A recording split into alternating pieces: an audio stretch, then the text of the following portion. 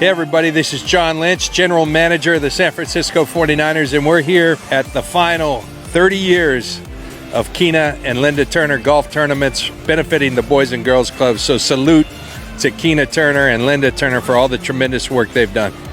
Welcome back to another episode of the Jim on Base Show. We're back at Ruby Hill in Pleasanton with the great John Lynch, and it's great to see what brings you out today. Well, I think the world of Keena Turner and everything he's meant to the 49ers. I get a chance to work with them each and every day, and so to come out in their final year of doing this, what a commitment to their community, and that's what Keena is. Like when he commits to something, he's all in, and same with Linda. So as really a salute to the work they've done in the Tracy area with the Boys and Girls Club, and it's awesome to see this many people supporting a great cause. Yeah, and you mentioned too his wife Linda as well. So like the 49ers, it's a family organization, right? Yeah, no doubt. We ran golf tournaments for years for the Boys and Girls Club as well, and my wife's name is Linda as well. I'm looking at her over here, and it takes a lot of people to put these things on. It takes a lot of work, and so I think when you're aware of that, when you've done it, you really want to support, especially people like the Turners. And what does Keena Turner's legacy mean for the 49ers? Someone that's doing this 30 years later. He had a great career, Super Bowl winner. What does he mean? Because he's still around the team, as you know. Yeah, first and foremost, Keena is just an unbelievable person, as good as you'll ever meet.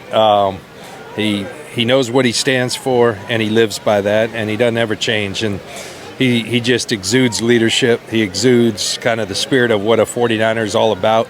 We talk a lot about what is that. It's about having other people's back, and Keena always has that. I always call him the heartbeat of our organization because he's the link between the old alumni. You see them all here supporting them: Ronnie Lott, Eric Wright, John Taylor, Tom Rathman I saw walking around. The list goes on. And that's because Keena was such a great teammate and is such a great teammate to these days for all of us who work with him, and he just means so much to that franchise. And I've been able to do some fun stuff with the Golden Heart Fund as well, so it just seems like it's all about keeping people together, and it's almost like a high school reunion out there, right? No, it's great. These guys, it's I think, before free agency had really kicked in, teams stayed together forever. So these teams, you see it 30 years later, how tight this group is, 40 years later, and they're really tight, and you see what made them successful. Not only were they great players, they had each other's back, and as I was mentioning, that's what being a 49er is all about. Yep.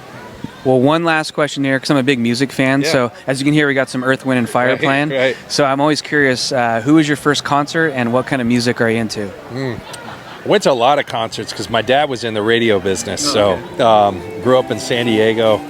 What my first one, I don't know, but I'll tell you the best one I ever went to, Bruce Springsteen. The boss. In 1984, Courtney Cox up on Dancing in the Dark, where they pulled her off. I was at that. There was like 100,000 plus LA Coliseum, and my dad took me. It was awesome. Yeah. Big Bruce fan. And John, thanks for coming on and supporting a great cause. Thanks so much.